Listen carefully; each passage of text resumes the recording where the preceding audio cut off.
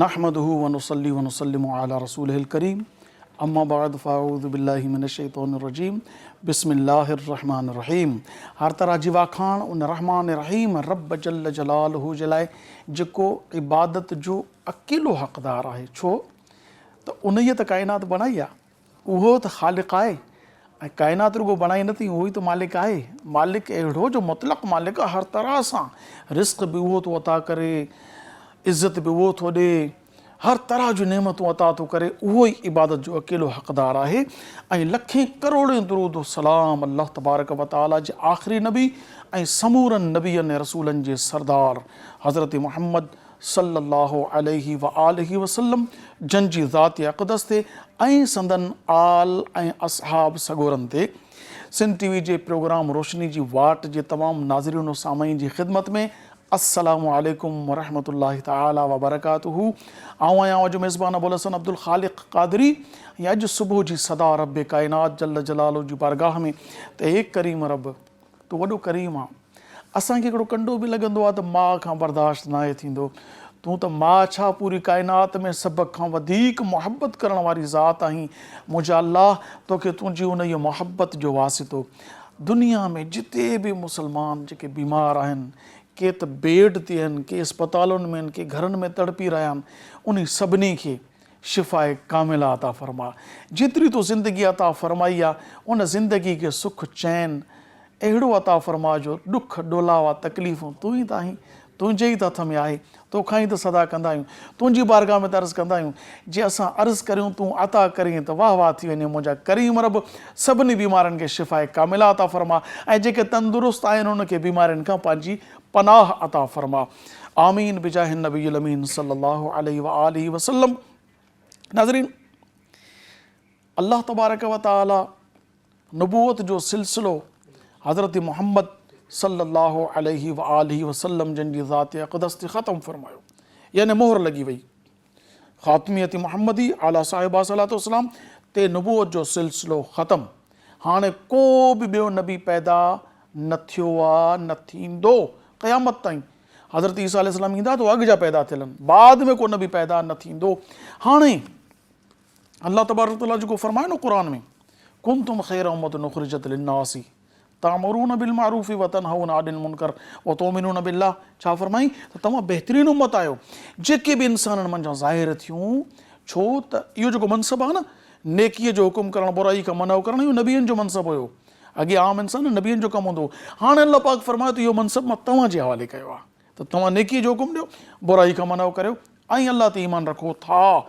इन्हनि में सभ खां पहिरीं हक़दार केरु आहे? इन आयत जो सभ खां पहिरियों हक़दार आहे हज़रत अबू बकर सिद्दीक़ रज़ी अल्लाह ताला अन्हु. छो त सभ खां पहिरीं ईमान उनांदो ऐं ॿियो इन जे करे जो सभ खां पहिरियों ख़लीफ़ो हुज़ूर करीम अलैहिस्सलातु वस्सलाम जन नामज़द फरमायो. पंहिंजी ज़िंदगी मुबारक में कीअं, उनजी बि डिटेल आहे पूरी पूरी इंशाअल्लाह तबारक व तआला. पाण खां जेतिरो थियो हज़रत अबू बकर सिद्दीक़ रज़ी अल्लाह ताला अन्हु जे उर्स मुबारक जी निस्बत सां, छो त अॼु 22 जुमादी सानी आहे ऐं 22 जुमादी सानी ते हज़रत अबू बकर सिद्दीक़ जो उर्स मुबारक आहे. सो अॼोको ॾींहुं असां हज़रत अबू बकर सिद्दीक़ जे नाले सां मनसूब करियूं था ऐं अॼु असांजो प्रोग्राम बि हज़रत अबू बकर सिद्दीक़ जे अक़वाल, साईं जन जी ज़िंदगी मुबारक ऐं साईं जन जी तौर तरीक़नि ऐं साईं जन जे तारुफ़ ते मबनी इंशाअल्लाह कंदासूं. सो हिन बहितरीन टॉपिक ते ॻाल्हाइण जे लाइ असां सिंध जे हिकु बहितरीन आलिम दीन खे मदऊ कयो आहे. अवां जी ॼातल सुञातल शख़्सियत, खोड़ सारे प्रोग्रामनि में अवां संदन ज़ियारत कई आहे, छो त आलमनि जी ज़ियारत बि सवाबु आहे. जी हाँ, हज़रत अल्लामा सरफराज़ क़ासिमी साहब अॼु असां वटि तशरीफ़ वठी आया आहिनि. अस्सलामु अलैकुम. वालेकुम अस्सलाम. अल्लामा साहब अवांजी महिरबानी मां तशरीफ़ वठी आया. ऐं अॼोके प्रोग्राम में असांखे जंहिं सुठे नातख़्वान जॉइन कयो आहे उनजो तारुफ़ कराईंदो हलां. मोहम्मद शुएब ताहिरी लांगा. अस्सलामु अलैकुम. अवांजी महिरबानी, अवां असांजे प्रोग्राम में तशरीफ़ वठी आया. सो नाज़रीन, अवांखे ख़बर आहे असांजी रिवायत आहे त असां शुरूआत कंदा ई अल्लाह तबारक व तआला उन जे महबूब सल्लल्लाहु अलैहि वसल्लम जे ज़िक्र ख़ैर सां आहियूं. अचो त मोहम्मद शुएब लांगा ताहिरीअ खां रिसालत माब सल्लल्लाहु अलैहि वसल्लम जी शान में सनाख़ानी ॿुधण जो शरफ़ हासिल करियूं. जी. सल्लल्लाहु अलैका या रसूल अल्लाह वसल्लम अलैका या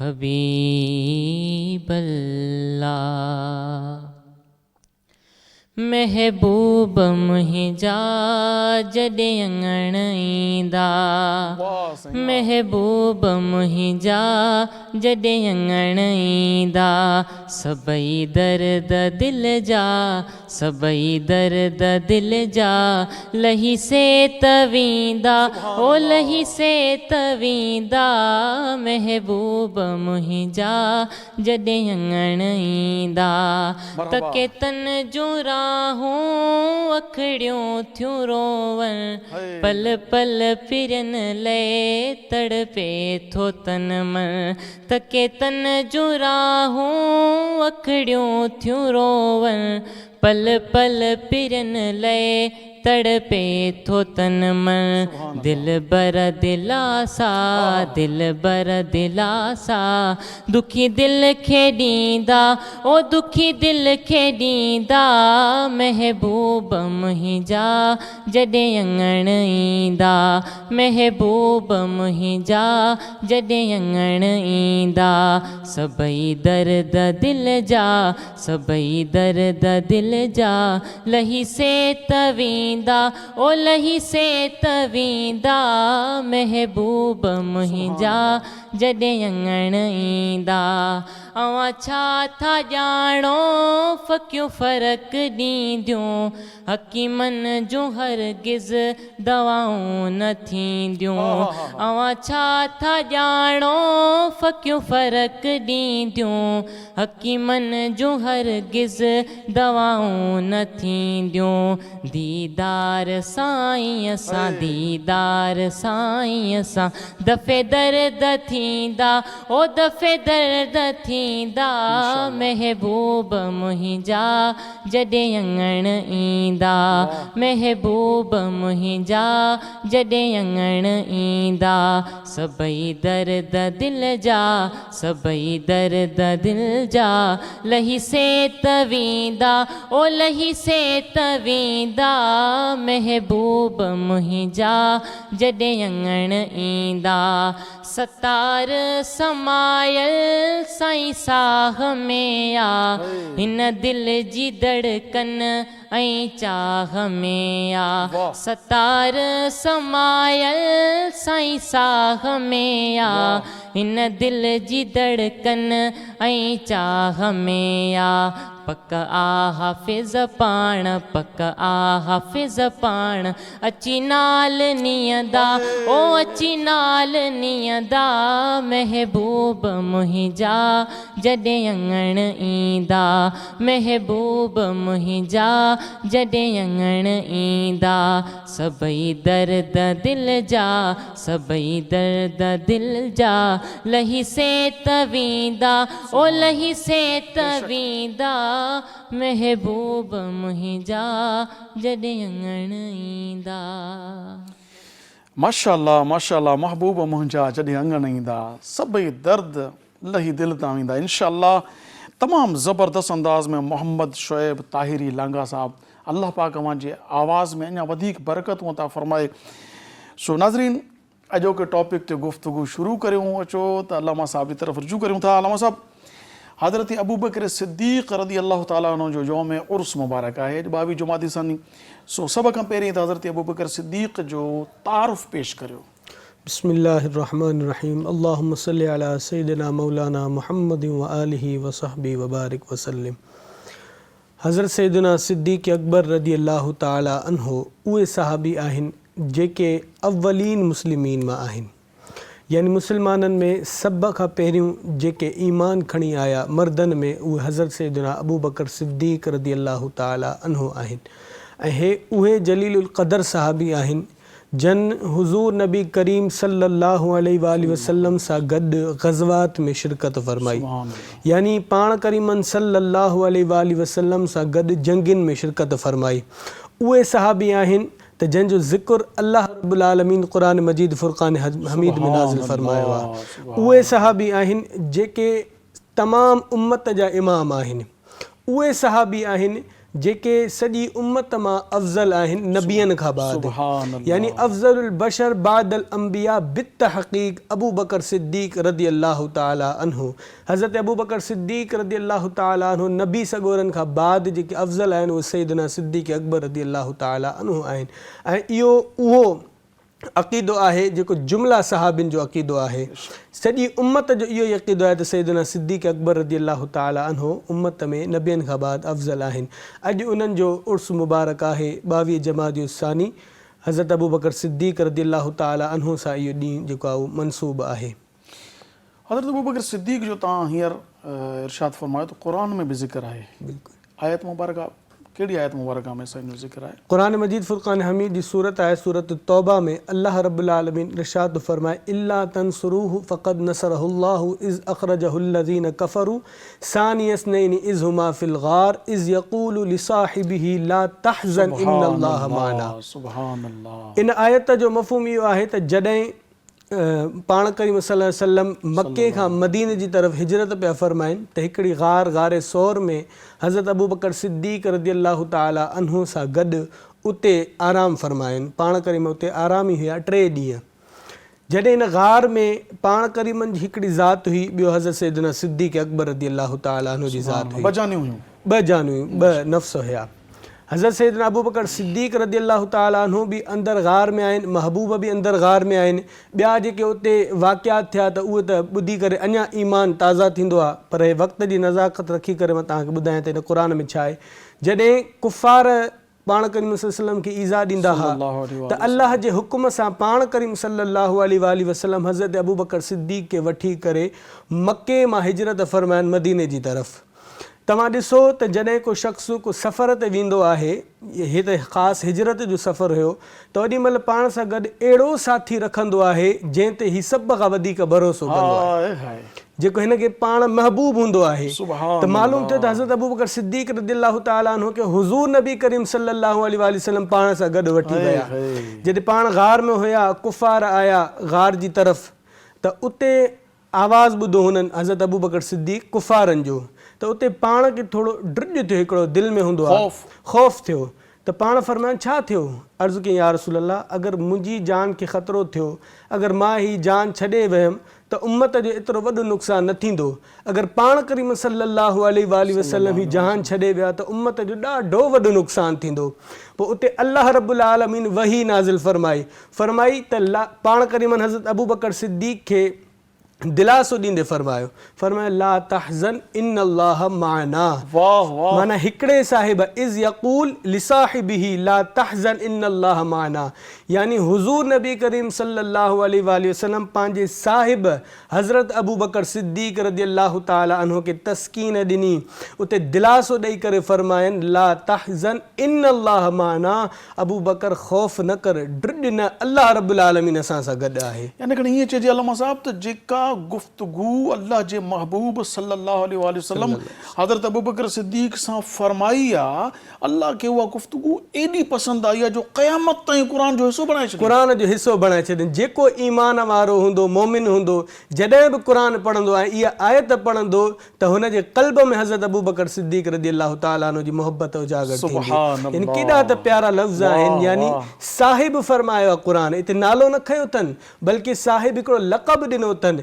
केरु? उहे यारे ग़ार, जेके ग़ार में यार गॾु हुया, उनखे क़ुरान थो फरमाए इज़ यक़ूल लिसाहिबिही ला तहज़न इन्नल्लाह माना। अल्लाह पाक यादि थो करे न, यादि कर जॾहिं इज़ यक़ूल, जॾहिं चयाई लिसाहिबी पंहिंजे सहाबी खे ला तहज़न इन्नल्लाह माना, अल्लाह तबारक व तआला सां ॿिन्ही सां गॾु आहे। माना ठीकु आहे, यानी अल्लाह तबारक व तआला सां ॿिन्ही सां गॾु आहे। अबू बकर तोसां बि अलाह गॾु आहे, मूंसां बि अलाह गॾु। सुभान अल्लाह। हाणे अबू बकर सिद्दीक़ रदी अल्लाह ताला अन्हु जंहिंजी ज़ात अक़दस सभ खां पहिरीं तव्हां तज़किरो फरमायो त अबू बकर सिद्दीक़, इहो थोरो वज़ाहत फरमायो त हज़रत अबू बकर सिद्दीक़ पहिरीं ईमान आंदो या हज़रत अली आंदो या बीबी ख़दीजा आंदो या ज़ैद बिन हारिसा, मुख़्तलिफ़ रिवायतूं आहिनि। कंहिं रिवायत में त हज़रत बीबी ख़दीजा पहिरीं ईमान आंदो आहे, कंहिं रिवायत में त साईं जन जो जेको ग़ुलाम हुयो ज़ैद बिन हारिसा, जंहिंखे पुट जो बि साईं जन शरफ़ अता फरमायो, यानी कि ज़बानी पुटु, रिश्ते में त पुटु न हो। उन खां पोइ मौला अली जे लाइ बि किताबुनि में लिखियलु आहे त मौला अली पहिरीं ईमान आंदो, इन जी हक़ीक़त छा आहे? ॾिसो मुफ़स्सिरीन जे नुक़्ते खे बयानु फ़रमायो आहे पंहिंजी तफ़सीरुनि में, फ़रमायो आहे त मर्दनि में सभ खां पहिरियां जन ईमान आंदो जंहिं इस्लाम जी तस्दीक़ फ़रमाई उहे सईदना अबू बकर सिद्दीक़ रज़ी अल्लाह ताला अन्हु आहिनि, ऐं औरतुनि में सभ खां पहिरियां जंहिं ईमान आंदो जंहिं इस्लाम जी तस्दीक़ फ़रमाई उहे सैयदा ख़दीजतुल कुबरा रज़ी अल्लाह ताला अन्हा आहिनि, हुज़ूर जी घरवारी, हुज़ूर जी घरवारी, पहिरीं घरवारी। ऐं ॿारनि में सभ खां पहिरीं जन ईमान आंदो उहो सैयदना अली अल मुर्तज़ा रज़ी अल्लाह ताला अन्हु आहिनि। जॾहिं पाण जी ईमान आंदो त उन वक़्तु मुख़्तलिफ़ रिवायतूं आहिनि के 10 साल चवंदा आहिनि के 8 के 6 साल लिखियो आहे। यानी मुफ़स्सिरीन हिकिड़ो क़ाइदो ॾेई छॾियो त ही 3 अशख़ास आहिनि। मर्दनि में सभ खां पहिरियों हज़रत सैयदना अबू बकर सिद्दीक़ रज़ी अल्लाह ताला ईमान आंदो, औरतुनि में सभ खां पहिरियों सईदा ख़दीजतुल कुबरा रज़ी अल्लाह ताला अन्हा ईमान आंदो, ऐं ॿारनि में सभ खां पहिरियों हज़रत सैयदना अली अल मुर्तज़ा रज़ी अल्लाह ताला अन्हु ईमान आंदो आहे।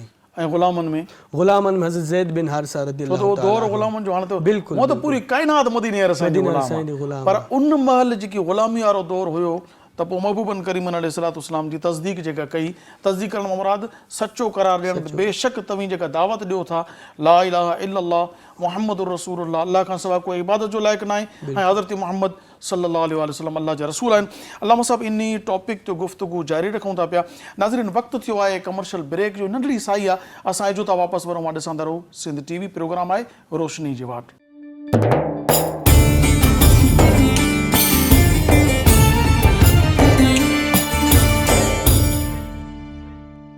भलीकार नाज़रीन नवाज़ ॾिसी रहिया सिंध TV प्रोग्राम आहे रोशनी जी वाट, ऐं असां पंहिंजे टॉपिक यानी हज़रत अबू बकर सिद्दीक़ रज़ी अल्लाह ताला अन्हु जे मौज़ू ते अल्लामा साहब सां गुफ़्तगू जो सिलसिलो करायूं पिया। पर असांखे इन ई दौरान हिकु ॿिए बहितरीन मुल्क पाकिस्तान जे बहितरीन आवाज़ रखंदड़ नातख़्वान जॉइन कयो आहे, उनजो तारुफ़ जो आडो पेश करियां अब्दुल बासित राना सोहरवर्दी। अस्सलाम वालेकुम। वालेकुम अस्सलाम व रहमतुल्लाह। आपका शुक्रिया, आप तशरीफ लाए। बहुत बहुत शुक्रिया। इंशाल्लाह साईं जन का मनक़बत आपसे मनक़बत सुनेंगे इंशाल्लाह तबारक व तआला हज़रत अबू बकर सिद्दीक़ के शान में।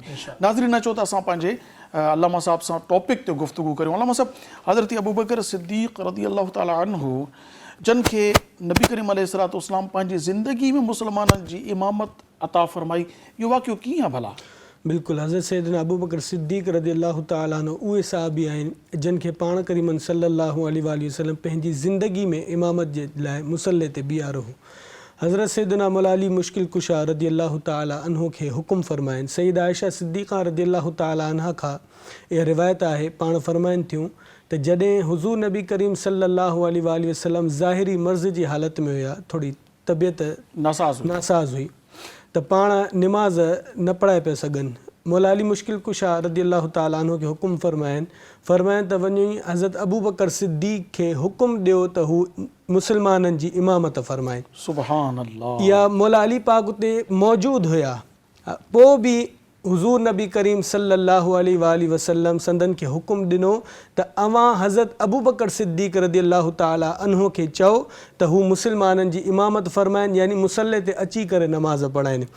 17 नमाज़ूं जेके हुज़ूर नबी करीम, हिकु नमाज़ न 17 बल्कि नमाज़ूं, 5 टका 15 3 ॾींहंनि खां बि 2 नमाज़ूं मथे 3 ॾींहंनि जो नमाज़ूं थियनि थियूं 15 हे 17 नमाज़ूं जेके आहिनि हुज़ूर नबी करीम सल्लल्लाहु अलैहि वसल्लम जी हयाती मुबारक में हज़रत अबू बकर सिद्दीक़ रज़ी अल्लाह ताला अन्हु पढ़ाई। जॾहिं हज़रत अबू बकर सिद्दीक़ रज़ी अल्लाह ताला अन्हु इमामत पिया फ़रमाइनि मुसल्ले ते, त पाण करीम सल्लल्लाहु अलैहि वसल्लम पर्दो हटायो पंहिंजे हुजरे मुबारक जो, पर्दो हटाए करे ॾिसण आया त इमामत हज़रत अबू बकर सिद्दीक़ जी इमामत में मुसलमान कीअं था नमाज़ पढ़नि। जॾहिं हुज़ूर नबी करीम पर्दो हटायो ऐं पाण जॾहिं आया त सहाबिन पंहिंजे हथ ते हथु लॻाए करे हीअं आवाज़ सां इहो इशारो ॾियणु चाहियो, क़याम में बीठा त इहो इशारो ॾियणु चाहियो त हुज़ूर नबी करीम सल्लल्लाहु अलैहि वसल्लम अची चुका आहिनि। त हज़रत अबू बकर दौरान नमाज़, ड्यूरिंग नमाज़ जे दौरान ई मुसल्ले ते पोइते जी तरफ़ अचनि पिया त पाण हथु पकड़े करे उन्हनि खे मुसल्ले ते बीहारियो आहिनि। यानी मालूम थिए थो त हज़रत अबू बकर सिद्दीक़ रज़ी अल्लाह ताला अन्हु उहे इमाम आहिनि जिन खे पाण करीमन सल्लल्लाहु अलैहि वसल्लम क़ौलन ऐं फ़इलन इमाम मुक़ररु कयो आहे। यानी क़ौल त पहिरियों हुकुम ॾेई छॾियो मौला अली पाक खे त तूं वञी करे मुस्लमान हज़रत अबू बकर सिद्दीक़ खे चयो त मुस्लमाननि जी इमामत फ़रमाइनि, पर हिते ॿाहिरि अची करे ॾिसी करे पाण पंहिंजे हथ सां पकड़े करे मुसले ते बीहारनि, त इन ॻाल्हि ते दलालत आहे त क़ौलन बि ऐं फ़ैलन बि हुज़ूर नबी करीम सल्लल्लाहु अलैहि वसल्लम हज़रत अबू बकर सिद्दीक़ खे मुसले इमामत ते बीहारियो आहे। सुभान अल्लाह। अल्लामा साहब, हज़रत अबू बकर खे सिद्दीक़ लक़ब, सिद्दीक़ जी माना छा आहे ऐं लक़ब कॾहिं मिलियो? सिद्दीक़ जी माना आहे सच ॻाल्हाईंदड़, तस्दीक़ कंदड़। हज़रत अबू बकर सिद्दीक़ रज़ी अल्लाह ताला अन्हु खे सिद्दीक़ लक़ब तॾहिं मिलियो जॾहिं पाण करीम सल्लल्लाहु अलैहि वसल्लम मेराज तां थी आया, यानी मस्जिद हराम खां मस्जिद अक़सा जो सफ़र फ़रमाइनि, उतां मस्जिद अक़सा खां वरी आसमान जो सफ़र हुज़ूर नबी करीम सल्लल्लाहु अलैहि वसल्लम जन फ़रमायो। जॾहिं मोटी आया त मके जे काफ़िरनि खे, कुफ़ार खे पाण नबी करीम सल्लल्लाहु अलैहि वसल्लम इन वाक़े जो ज़िक्र फ़रमायो। ज़बरदस्त मौजूज़ो आहे, मौजूज़ो आहे वॾो। सल्लल्लाहु अलैहि ऐं हेतिरे क़लील वक़्त में हेॾी वॾी सैर करणु ज़ाहिरी ॻाल्हि आहे, हाली त अक़ल में न पियो अचे, पर अल्लाह ताला क़ादिर आहे। आदतन मुहालो त माना मुमकिन न आहे, मुमकिन न आहे। जो कुंडो पाण फरमायूं त लुॾी रहियो, दरवाज़े खां निकितो आहे त कुंडो लुॾियो आहे, कुंडो लुॾी रहियो हो, जंहिं वज़ू सां मां पाणी कयो, पाणी अञा वही रहियो, खंड ताईं कोन पहुतो आहे, मां आसमान जी सैर करे माना तव्हां वञी करे बैतुल मुक़द्दस में तमामु नबियनि जी इमामत कई आहे, उन खां पोइ मां सतई आसमान, अर्श, जन्नत, दोज़ख सैर करे रब सां मुलाक़ात करे मोटी आवां त कुंडो लुॾे थो पियो। इहो माना आम तौर ते इहे मुमकिन न आहे, वॾी मौजूज़ो जी। पाण करीम पोइ फ़रमाइनि जॾहिं इहा दावा कयूं मां करे आयो आहियां त पोइ छा थियो त कुफ़ारनि खे जॾहिं वाक़ियो ॿुधाइनि पिया त हू मज़ाक़ उॾाइण लॻा, हली आया होॾां। रस्ते में ॾिठनि त हज़रत अबू बकर सिद्दीक़ रज़ी अल्लाह ताला अन्हु अचनि पिया, त काफ़िरनि चयो हाणे इहा हेॾो मुहाल वारो बज़ाहिर इहो अगरि असां ॿुधाईंदासीं त हीअ बि हुनजी तस्दीक़ न कंदा, मुस्लमान थी चुको मुस्लमान थी चुका हुआ। हुननि चयो हीअ कहिड़ी ॻाल्हियूं आहिनि, पर हुननि खे ख़बर न हुई हे उहो यार आहे हुज़ूर नबी करीम सल्लल्लाहु अलैहि वसल्लम जेको गार में बि यार आहे त मज़ार में बि यार आहे। सुभान अल्लाह। जॾहिं काफ़िर आया हज़रत अबू बकर सिद्दीक़ ॾे ऐं इहो वाक़ियो चयनि त अञा हज़रत अबू बकर सिद्दीक़ इहो वाक़ियो पाण करीमन सल्लल्लाहु अलैहि वसल्लम जी ज़बान मां न ॿुधो हो, पाण जी ज़बान ॿुधो न हुयो, अञा मुखालिफ़ अची करे बयानु करणु लॻा। पाण फ़रमाइनि इहो वाक़ियो हुज़ूर नबी करीम सल्लल्लाहु अलैहि वसल्लम फ़रमायो आहे? हुननि चयो हा बिल्कुलु फ़रमायो। पाण फ़रमाइनि मां हिन जी तस्दीक़ कयां थो, मां इन वाक़े जी तस्दीक़ कयां थो त हुज़ूर नबी करीम सल्लल्लाहु अलैहि वसल्लम मेराज त थी आया आहिनि। पोइ उन खां बाद हज़रत अबू बकर सिद्दीक़ रज़ी अल्लाह ताला अन्हु जो लक़ब ज़मीन में ऐं आसमान में सिद्दीक़ मशहूरु थियो आहे। सुभान अल्लाह।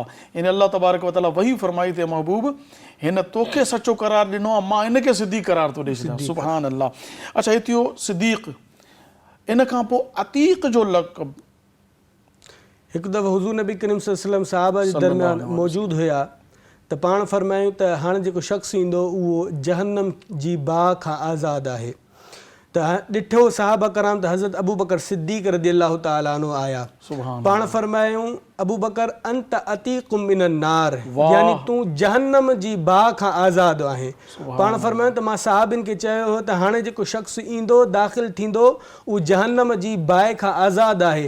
जॾहिं पाण करीमन सल्लल्लाहु अलैहि वसल्लम फ़रमायो त अतीक़ यानी तूं जहन्नम जी बाहि खां आज़ादु आहे, त हज़रत अबू बकर सिद्दीक़ रज़ी अल्लाह ताला अन्हु जो लक़ब इहो पूरे मुल्कनि में मशहूरु थी वियो त हज़रत अबू बकर सिद्दीक़ अतीक़ यानी आज़ादु आहिनि। कहिड़ी शइ खां आज़ादु आहिनि? जहन्नम जी बाहि खां आज़ादु आहिनि। यानी हज़रत अबू बकर सिद्दीक़ रज़ी अल्लाह ताला अन्हु खे 2 दफ़ा जन्नती हुजण जी बिशारत मिली वई आहे। उहा बि वमा यंतिक़ु अनिल हवा इन हुवा इल्ला वहयु यूहा वारी ज़बान खां, जो रब फरमायो त महबूब मुंहिंजो पंहिंजी नफ़्सानी ख़्वाहिश सां न ॻाल्हाईंदो, पर जेको ॻाल्हाईंदो आहे मुंहिंजी वही हूंदी आहे। यानी महबूबनि जी उन ज़बान मुबारक मां निकितो आहे जंहिंखे रब फरमायो थो हीअ ज़बान महबूब जी आहे, पर फरमान मुंहिंजी वही आहे। उन ज़बान मां फरमायूं त फरमाए त तूं जहन्नम जी बाहि खां आज़ादु आहे। 2 दफ़ा यानी हज़रत अबू बकर सिद्दीक़ जन्नत जी ख़ुशख़बरी।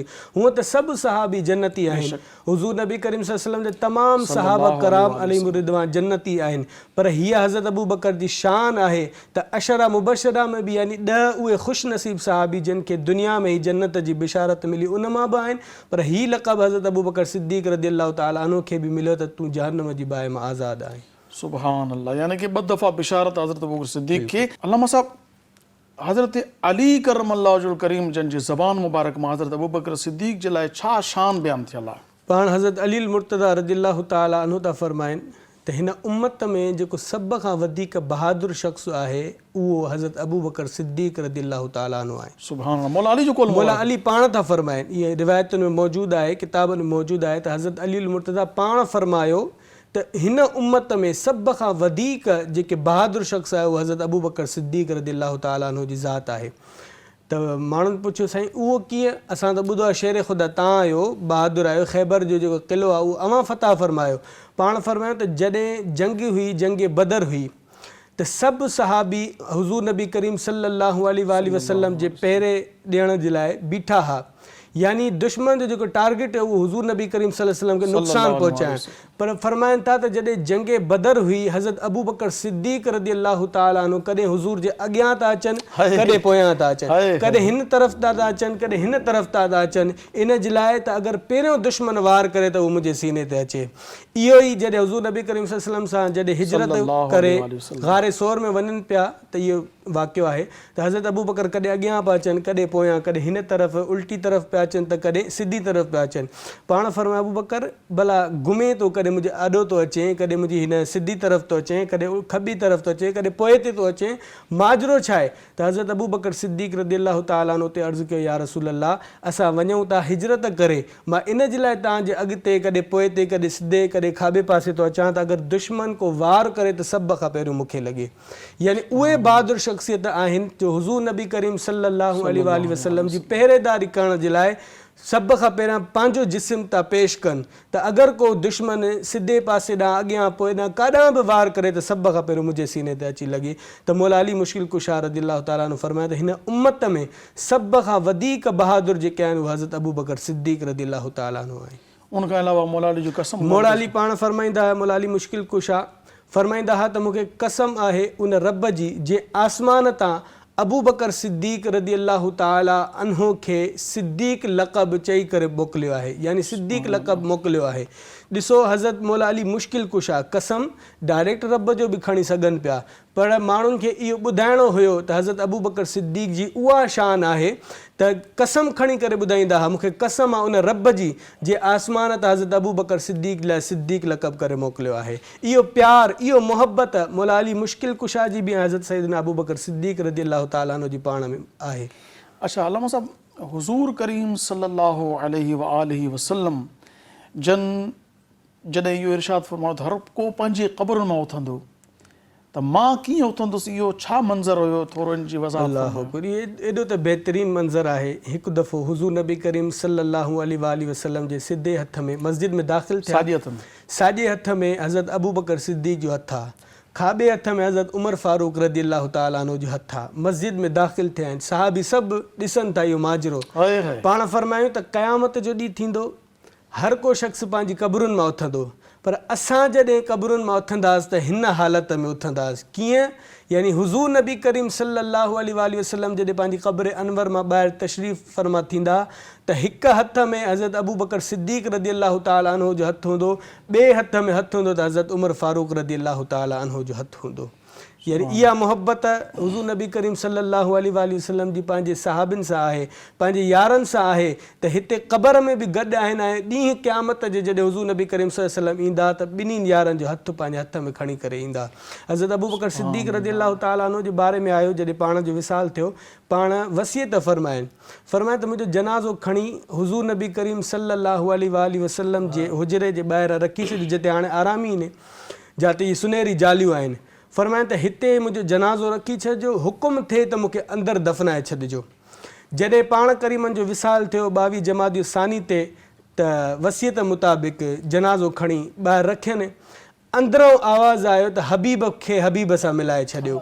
यानी हुज़ूर नबी करीम सल्लल्लाहु अलैहि वसल्लम पंहिंजी क़ब्र अनवर में ख़साइसुल कुबरा में इहो अर्ज़ु कजो त या रसूल अल्लाह तव्हांजो दोस्त हाज़िर आहे, जेकॾहिं अंदरां आवाज़ अचे, इजाज़त मिले त मूंखे हुज़ूर जे क़दमनि में दफ़नाइजो, जन्नतुल बक़ी में। अच्छा, ख़साइसुल कुबरा में वज़ाहत थियल आहे त उन महिल अंदरां कुंडो खुले थो ऐं फ़सीह ज़बान सां हुज़ूर अलैहिस्सलातु वस्सलाम जे आवाज़ मुबारक में आवाज़ आयो त हबीब खे हबीब सां मिलाए छॾियो। त इहा शान हज़रत सैयदना अबू बकर सिद्दीक़ जी दुनिया में बि गॾु आहिनि आख़िरत में बि गॾु हूंदा ऐं क़ब्र अनवर में बि हुज़ूर नबी करीम सल्लल्लाहु अलैहि वसल्लम सां गॾु आहे। सुभान अल्लाह सुभान अल्लाह।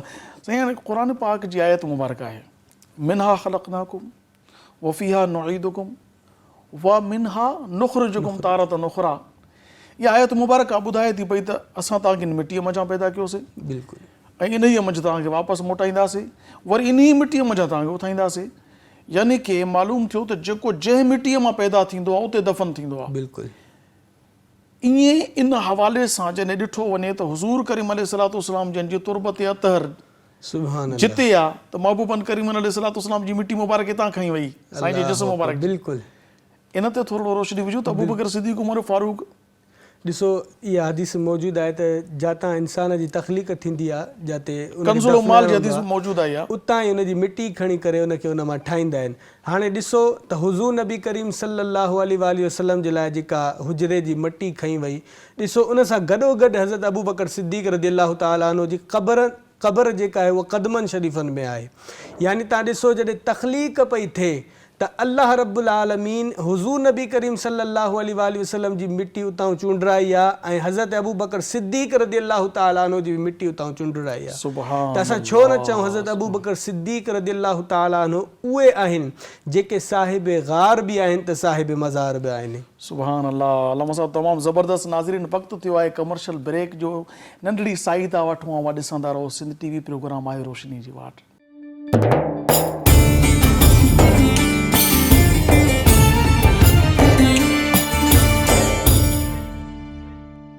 भलीकार नाज़रीन मां ॾिसी रहिया सिंध टीवी प्रोग्राम आहे रोशनी जी वाट ऐं हज़रत अबू बकर सिद्दीक़ जो उर्स मुबारक 22 जमादी सानिया ज़िक्र ख़ैर हज़रत अबू बकर सिद्दीक़ जो। अल्लाह साहब सवाल इहो आहे त हिजरी सन जी शुरूआत में पहिरियों महीनो मुहर्रम जो आहे, जॾहिं त हिजरत रबीउल अव्वल में थी आहे ऐं नबी करीम अलैहिस्सलाम मदीने में दाख़िल थिया आहिनि त 12 रबीउल अव्वल वारो ॾींहुं हुयो ऐं सहाबा किराम हुज़ूर जो इस्तक़बाल झंडनि सां कयो आहे ऐं न्याणियुनि जेको आहे दफ़ वॼाए करे नातूं पढ़ियूं आहिनि इस्तक़बालिया जूं, तला अल बदरु अलैना, ऐं इहो त 12 रबीउल अव्वल जो ॾींहुं हुयो।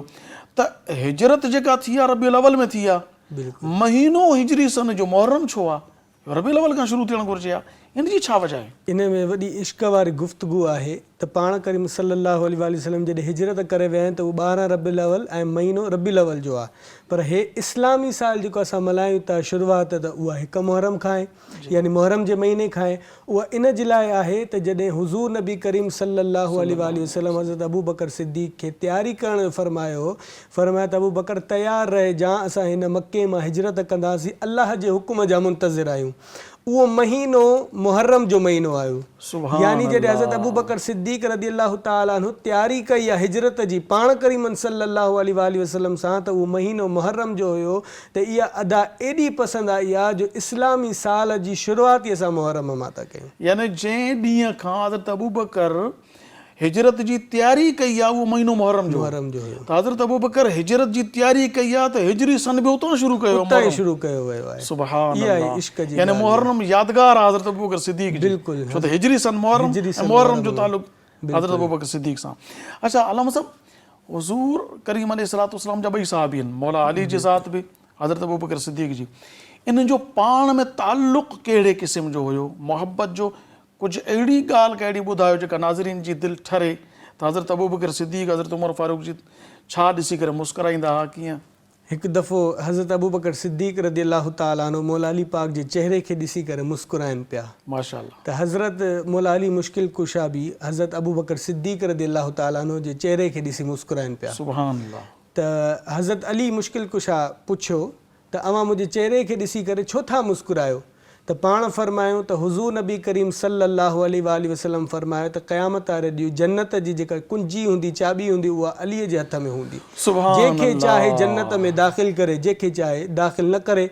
पाण फरमायो त मां इहो एज़ाज़ ॾिसी, इहा इज़त ॾिसी, इहा फज़ीलत ॾिसी करे मां मुस्कुरायमि। यानी हज़रत अबू बकर सिद्दीक़ इहो ॿुधायो त अली तुंहिंजे लाइ महबूबनि फरमायो त जन्नत जे दरवाज़े ते तोखे बीहारे वेंदो, तोखे जंहिंखे वणे जन्नत में दाख़िल कर, जंहिंखे वणे दाख़िल न थियण ॾे। मां तंहिंजे करे तुंहिंजे चेहरे खे ॾिसी करे मुस्कुरायां थो जो तोखे अल्लाह पाक जे हबीब एॾो शरफ़ ॾिनो आहे सल्लल्लाहु अलैहि वसल्लम। हज़रत अबू बकर सिद्दीक़ रज़ियल्लाहु ताला अन्हु मौला अली खां पुछियो त तूं मुंहिंजी चेहरे खे ॾिसी छो पियो मुस्कुराई? पोइ पाण फरमायो अबू बकर तव्हांजे साम्हूं यानी सहाबिन जे साम्हूं त हुज़ूर नबी करीम सल्लल्लाहु अलैहि वसल्लम इहो फरमायो त जन्नत जी चाबी मूंखे ॾिनी वेंदी, मां जंहिंखे दाख़िल कयां या न कयां। पाण त फरमाइनि मूंखे हुज़ूर नबी करीम सल्लल्लाहु अलैहि वसल्लम जन इहो फरमायो त अली जंहिंजे सीने में अबू बकर जी मोहब्बत ॾिसे त उनखे जन्नत में दाख़िल फरमाइजा, जंहिंजे सीने में न ॾिसे अबू बकर जी मोहब्बत त उनखे जन्नत में दाख़िल न फरमाइजा। अल्लाहु अकबर। हिकु दफ़ो हुज़ूर नबी करीम सल्लल्लाहु अलैहि वसल्लम जे हुजरे में पाण बि मौजूदु आहिनि, सईदा आयशा सिद्दीक़ा रज़ियल्लाहु ताला अन्हा बि मौजूदु आहे, हज़रत अबू बकर सिद्दीक़ बि मौजूदु आहे, त मौला अली मुश्किल कुशा बि मौजूदु आहे। हाणे हज़रत अबू बकर सिद्दीक़ मौला अली पाक जे चेहरे खे तकिन था, गौर सां ॾिसनि था, त इहो मामिलो सईदा आयशा सिद्दीक़ा रज़ियल्लाहु ताला अन्हा नोट करे वरितो, ॾिसी वरितो। जॾहिं हुज़ूर साईं जन बि तशरीफ़ खणी विया ऐं मौला अली पाक बि हुजरे मां तशरीफ़ खणी विया, त हाणे ॿई धीअ ऐं पीउ ॿई हुजरे में मौजूदु आहिनि, टियों कोई कोन्हे। सईदा आयशा हज़रत अबू बकर सिद्दीक़ रज़ियल्लाहु ताला अन्हु पंहिंजे वालिद खां पुछे थी त बाबा साईं मां तव्हांखे ॾिठो त तव्हां मौला अली पाक जे चेहरे खे तकियो पिया, गौर सां ॾिसो पिया, बार बार ॾिसो पिया, वजह छा आहे? पाण फरमायूं त आयशा हज़रत मौला अली मुश्किल कुशा रज़ियल्लाहु ताला अन्हु जो उहो चेहरो आहे जंहिंजे बारे में हुज़ूर नबी करीम सल्लल्लाहु अलैहि वसल्लम जन फरमायो त अलीअ जे चेहरे खे ॾिसण बि इबादत आहे। यानी इहा मोहब्बत इहो पंहिंजी घर में मौजूदु हुया, सैयदा पुछो हो, चाहिनि त लिकाइनि बि आहे, पर न, मोहब्बत इहा हुई जो इहा रिवायत बयानु करे फरमाए छॾियऊं त हज़रत अली मौला अली मुश्किल कुशा रज़ियल्लाहु ताला अन्हु जी हज़रत अबू बकर सिद्दीक़ में इहा मोहब्बत हुई त इहा हदीस ॿुधण खां बाद हज़रत अबू बकर सिद्दीक़ रज़ियल्लाहु ताला अन्हु मौला अली जे चेहरे खे ॾिसंदा हुया, हर हर तकींदा हुया। सुभान अल्लाह, सुभान अल्लाह। अल्लामा साहब, हज़रत अली करमल्लाहु करीम जन सां हज़रत अबू बकर सिद्दीक़ जी मोहब्बत हुई जो चेहरे जी ज़ियारत कंदा, हज़रत अली जी हज़रत अबू बकर सिद्दीक़ सां बि मोहब्बत, इन जो को मिसाल? अल्लाहु अकबर। मौला अली मुश्किल कुशा हज़रत अबू बकर सां ऐं टिनी साहिबिन सां इहो मोहब्बत जो सबूत ॾिनो त पंहिंजे टिनि पुटनि जो नालो, हिकिड़े जो नालो अबू बकर, ॿिए जो नालो उमर, टे जो नालो उस्मान रखियो। ऐं उहे टे पुट आहिनि जेके करबला में इमाम हुसैन रज़ियल्लाहु ताला अन्हु सां गॾु जंग में शरीक थिया, ऐं करबला जा जेके 72 शुहदा आहिनि उन्हनि मां हिन टिनि साहिबिन जो बि नालो आहे, यानी अबू बकर, उमर ऐं उस्मान। मौला अली मुश्किल कुशा जॾहिं पंहिंजे इन्हनि पुटनि खे ॾिसंदा हुआ त उन्हनि सां मोहब्बत इन लाइ फ़रमाईंदा हुआ त नाले जे करे मोहब्बत फ़रमाईंदा हुआ, यानी हिकिड़े पुट जो नालो अबू बकर आहे त उन सां इन जे लाइ मोहब्बत फ़रमाईंदा हुआ त हज़रत अली जे यार जो बि नालो अबू बकर सिद्दीक़ आहे, ॿिए जो नालो उमर फारूक आहे, इन जे लाइ मोहब्बत फ़रमाईंदा हुआ त मौला अली मुश्किल कुशा ऐं हुज़ूर जे यार जो बि नालो उमर आहे। टे पुट जो नालो उस्मान आहे, उन सां बि इन जे लाइ मोहब्बत फ़रमाईंदा त मौला अलीअ जे यार जो बि नालो उस्मान आहे, ऐं हुज़ूर नबी करीम सल्लल्लाहु अलैहि वसल्लम जो बि नालो, यार जो बि नालो उस्मान आहे। इहा मोहब्बत जो सबूत ॾिननि, क़यामत ताईं ॿुधाए छॾियनि त मां इन्हनि टिनी साहिबिन सां, ख़ुसूसन हज़रत अबू बकर सिद्दीक़ रज़ियल्लाहु ताला अन्हु सां मोहब्बत थो कयां, त इन मोहब्बत जे करे मां पंहिंजे टिनी पुटनि जा नाला टिनी साहिबिन जे नाले ते रखिया। यानी ईअं खणी चइजे त हज़रत अली पंहिंजे अमल मां साबित कयो त मां जॾहिं पंहिंजे पुटनि जा नाला अबू बकर, उमर ऐं उस्मान रखां थो, ऐं उहे ई इमाम हुसैन तां पंहिंजो सिर क़ुर्बान कनि था पिया करबला जे मैदान में, त हर मोमिन खे हज़रत अबू बकर सिद्दीक़, उमर फारूक, उस्मान गने सां उहा मोहब्बत रखणु घुरिजे जेका हज़रत अली कई हुई ऐं पंहिंजे पुटनि ते उहे नाला रखिया। सो नाज़रीन, ख़ुशि नसीब आहिनि उहे मुस्लमान जेके पंहिंजी औलाद ते अबू बकर, उमर ऐं उस्मान नालो रखनि था, छो त इहा अदा आहे मौला अली जी। सो अॼोको प्रोग्राम अव्हांखे कीअं लॻो? हज़रत अबू बकर सिद्दीक़ जे उर्स मुबारक जे सिलसिले में प्रोग्राम हुयो। सो अव्हां जेके बि नाज़रीन सामीन आहियो, सभिनी खे गुज़ारिश आहे त असांजो यूट्यूब चैनल आहे सिंध TV HD इस्लामिक, उनखे तव्हां सब्सक्राइब करियो ऐं उन ते हिन प्रोग्राम जे बाबति पंहिंजा राया ज़रूरु ॾियो, कहिड़ी ॻाल्हि अव्हांखे वधीक सुठी लॻी आहे ऐं कहिड़ी ॻाल्हि अञा तव्हां वधीक ॾिसणु चाहियो था। जेकॾहिं यूट्यूब इस्तेमालु नथा करियो त फेसबुक ते बि असांजो पेज आहे सिंध TV HD ऑफिशियल, लिखी करे सर्च कंदो असांजो पेज अची वेंदो। इहे प्रोग्राम्स या उनजूं झलकियूं अव्हांखे असांजे हिन पेज ते बि मिलंदियूं, उते बि तव्हां पंहिंजा सवालात वग़ैरह करे सघो था, या जेकॾहिं को टॉपिक अव्हांजे ज़हन में अचे थो तव्हां असांजे कंहिं बि कमेंट बॉक्स में लिखो, यूट्यूब ते लिखो या फेसबुक ते लिखो, इनशाअल्लाह तबारक व तआला असां तव्हांजे ॾिनल मौज़ू ते बि को प्रोग्राम ज़रूरु कंदासूं। सो सभ खां पहिरीं मां तव्हां सभिनी सामाईन नाज़रीन जो थोराइतो आहियां, अव्हांजे लाइ दुआऊं आहिनि त अल्लाह पाक अव्हांजे अखिड़ियुनि खे, अव्हांजे कननि खे सदाईं शाद ऐं आबाद रखे, जो असांजो प्रोग्राम ॾिसो बि था, ॿुधो बि था। तव्हां सभिनी जी महिरबानी। ऐं उन खां पोइ मां अल्लामा सरफराज़ क़ासिमी साहिब जो थोराइतो आहियां, जंहिंजो कि टॉपिक ते बहितरीन अंदाज़ में गुफ़्तगू कई ऐं पंहिंजी मसरूफ़ियात मां वक़्तु कढी असांजे स्टूडियो तशरीफ़ वठी आया ऐं हिन प्रोग्राम में शिरकत कयूं। तंहिंखां पोइ मां पंहिंजे नाथवान अब्दुल बासित राना सोहरवर्दी जो बि थोराइतो आहियां, जे पंहिंजे क़ीमती वक़्तु मां कुझु घणियूं कढी। हींअर पुॼाणी में हू मनक़बत पेश कंदा हज़रत अबू बकर सिद्दीक़ जी। सो सुभाणे साॻियो वक़्तु, साॻियो सिंध TV चैनल, साॻियो प्रोग्राम, रोशनी जी वाट, मगर टॉपिक को ॿियो हूंदो। इन ई गुज़ारिश ते त सुभाणे वरी नज़रुनि जी मुलाक़ात थींदी। तेसीं ताईं पंहिंजी मेज़बान अबुल हसन अब्दुल ख़ालिक़ क़ादरी खे इजाज़त ॾींदा। अल्लाह वाही, अस्सलामु अलैकुम वरहमतुल्लाहि ताला। नहीं जानदा ज़माना अज़मत सिद्दीक़ दी, नहीं जानदा ज़माना अज़मत सिद्दीक़ दी, नहीं जानदा ज़माना अज़मत सिद्दीक़ दी। पुछो रसूल पाक तो कीमत सिद्दीक़ दी, पुछो रसूल पाक तो कीमत सिद्दीक़ दी। सब कुछ निसार कीता छड़ी सुई भी नहीं, माशाअल्लाह माशाअल्लाह। सब कुछ निसार कीता छड़ी सुई भी नहीं, सब कुछ निसार कीता छड़ी सुई भी नहीं। इस्लाम को जदो पई ज़रूरत सिद्दीक़ दी, इस्लाम को जदो पई ज़रूरत सिद्दीक़ दी। मनना जे खुदा नू, मनना रसूल नू, मनना जे खुदा नू, मनना रसूल नू, मननी पवेगी तैनू इमामत सिद्दीक़ दी, मननी पवेगी तैनू इमामत सिद्दीक़ दी। क्यों सब कुछ निसार कीता छड़ी सुई भी नहीं,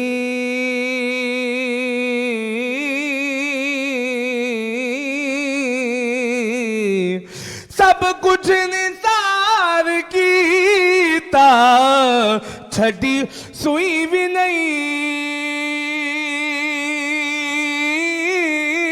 सब कुछ निसार कीता छड़ी सुई भी नहीं। इस्लाम नू जदो पई ज़रूरत सिद्दीक़ दी, इस्लाम नू जदो पई ज़रूरत सिद्दीक़ दी। और जिस दिल में सिद्दीक़ की मोहब्बत नहीं है उसके लिए आ तैनू मैं विखावा दुश्मन सिद्दीक़ दे,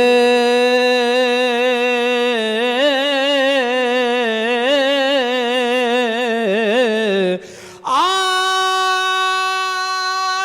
तैनू मैं विखावा दुश्मन सिद्दीक़ दे,